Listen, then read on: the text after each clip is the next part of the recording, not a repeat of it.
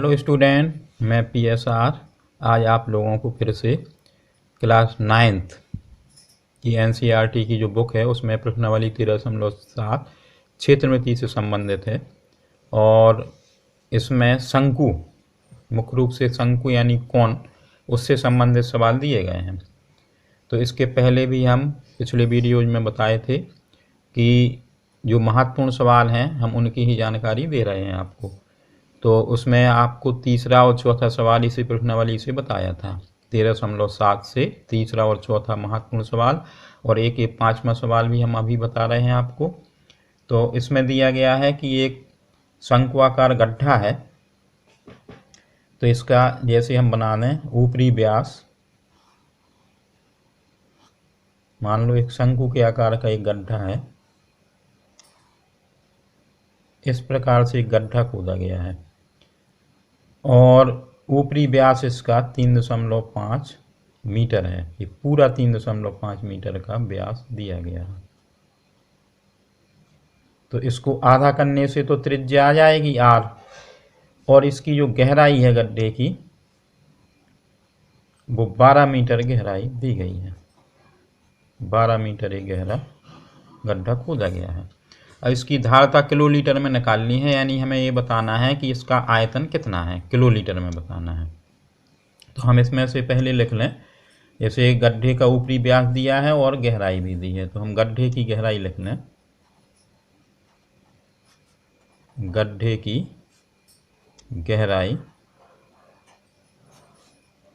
H, ऊंचाई या गहराई एक ही चीज़ है इसमें, तो ये 12 मीटर दी गई है। अब गड्ढे की गहराई हो गई है, अब व्यास भी दिया गया है, तो इस व्यास को भी लिख लें।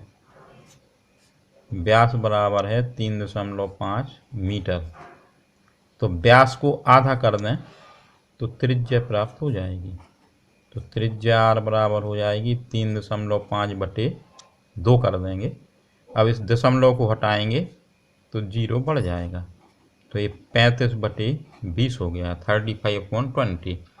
इसको हम 5 से काट सकते हैं, 5 का पहाड़ा पढ़ेंगे तो 7 बार ये कट जाएगा 35, और 5 से 4 बार 20 कट जाएगा, तो 7/4 मीटर एक त्रिज्या प्राप्त हो गई है। अब हमें गड्ढे की धारता निकालना है, तो गड्ढे की जो धारता होगी वो आयतन ही होगा। तो गड्ढे की धारिता यानी आयतन कहलाता है। हम इधर कोष्टक में आयतन भी लिख दें। तो जो शंकु के आयतन का सूत्र है 1/3 पाई R² H होता है। इसको लिख दिया हमने। अब 1/3 का 1/3 लिख दें। पाई का मान इस सवाल में नहीं दिया है, तो हम इधर 22/7 लिख देंगे। R का मान 7/4 निकाला है। चूंकि घात 2 की लगी हुई है इसलिए हमें इस मान को 2 बार लिख देना है। और H का मान 12 है, तो इधर 12 लिख देंगे। तो देख लें कि ये सभी मान हमने भर दिए हैं। 1/3 लिख दिया, पाई का 22/7 मान लिख दिया है, R का मान 7/4 2 बार लिख दिया, स्क्वायर है तो, और H का मान 12 लिख दिया है। 3 से हम इसको काट देंगे 4 बार, 4 से 4 काट देंगे, 7 से 1 7 कट जाएगा। 2 से अभी 2 दूनी 4, और 2 से 2 एकम 2, 2 एकम 2, 11 बार ही कट गया है। मतलब है कि पूरा देख लें एक बार। 3 से 12 को काटा पहले 4 बार, 4 से 4 कट गया है, और 7 से 7 को काट दिया है, और 2 के पहाड़े से 22 और 4 को काट दिया है, तो 2 दूनी 4, और 2 से 11 बार कट गया है। तो बराबर 11 और 7 का गुणा करेंगे तो 77 ऊपर की संख्या आई है, बटे में 2 आया है। अब 2 का भाग 77 में दे देना है। 2 तिया 6, 1 बचा है, फिर 2 का भाग 8 बार जाएगा तो 16 आ जाएगा, फिर 1 बचेगा, दशमलव लगा लेंगे तो 0 आएगा इधर दशमलव की वजह से। अब 5 बार भाग चला गया है, 2 पंचे 10, तो 38.5 मीटर क्यूब आयतन आया है। अब चूंकि 1 घन मीटर बराबर 1 किलोलीटर होता है, तो इसको हम लिख सकते हैं इधर कि 1 मीटर क्यूब बराबर 1 किलोलीटर। हमें इसको किलोलीटर में बदलना है।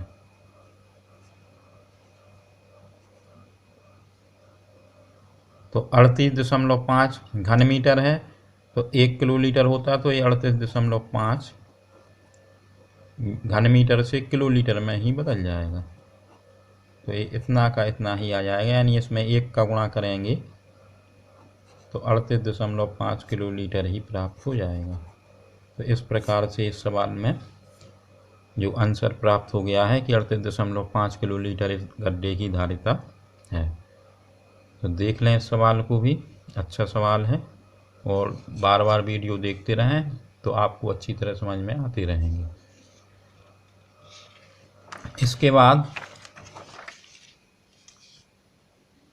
अब हम आपको प्रश्नावली 13.7 का जो क्लास 9 की क्षेत्रमिति का है उसी का सवाल है, 7वां।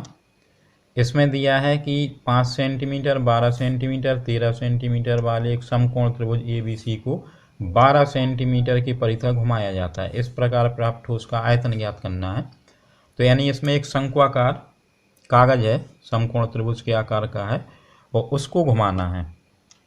तो उससे जो ठोस आकृति बनेगी तो वो शंकु के आकार की बन जाएगी। तो देख लें, हम आपको डायग्राम से बताए दे रहे हैं। मान लें कि एक ये समकोण त्रिभुज हो गया है, समकोण त्रिभुज है, इसमें सबसे बड़ी भुजा 13 सेंटीमीटर है, तो वो कर्ण कहलाएगी, और 12 सेंटीमीटर के परिधि घुमाना है। मान लो ये A है, B है और C है। तो 12 सेंटीमीटर के परिधि घुमाने से ये भुजा जो ऊंचाई है 12 सेंटीमीटर, फिर ये तीसरी भुजा इधर आधार है 5 सेंटीमीटर। इस प्रकार से एक समकोण त्रिभुज ABC दिया गया है, और इसको घुमाने से एक शंकु के आकार की आकृति बन जाएगी।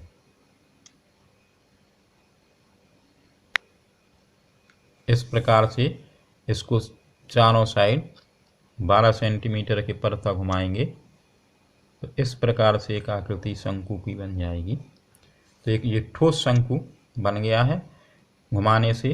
तो ठोस शंकु का आयतन ज्ञात करना है।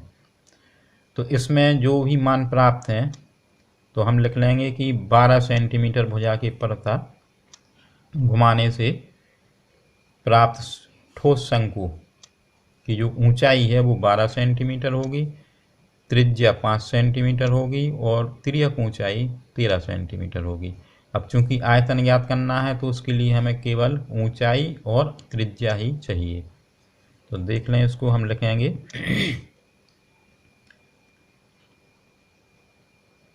12 सेंटीमीटर भुजा के परिधि, 12 सेंटीमीटर भुजा की परिधि घुमाने पर बने ठोस शंकु की ऊंचाई h बराबर 12 सेंटीमीटर, ये h हो जाएगी। और ये आधार की त्रिज्या है, तो त्रिज्या लिख लेंगे हम r बराबर 5 सेंटीमीटर। तिर्यक ऊंचाई, क्योंकि आयतन ज्ञात करना है तो तिर्यक ऊंचाई का कोई काम है नहीं है, फिर भी हम इधर पर तिर्यक ऊंचाई इसकी लिख सकते हैं। तीनों मापें प्राप्त हैं। तिर्यक ऊंचाई L बराबर 13 सेंटीमीटर। आयतन के लिए हमें दोनों का मान चाहिए, तो अब लिख लेंगे इसमें शंकु का आयतन जो होगा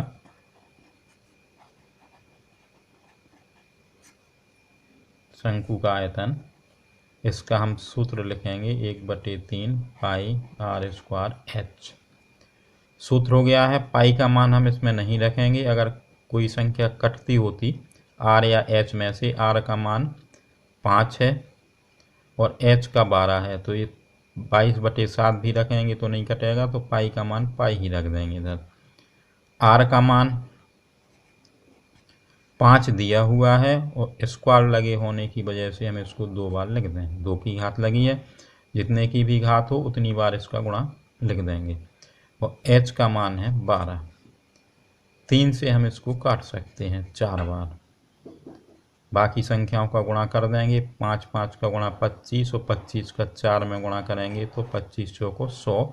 100 का 1 में हुआ तो भी 100 ही आएगा।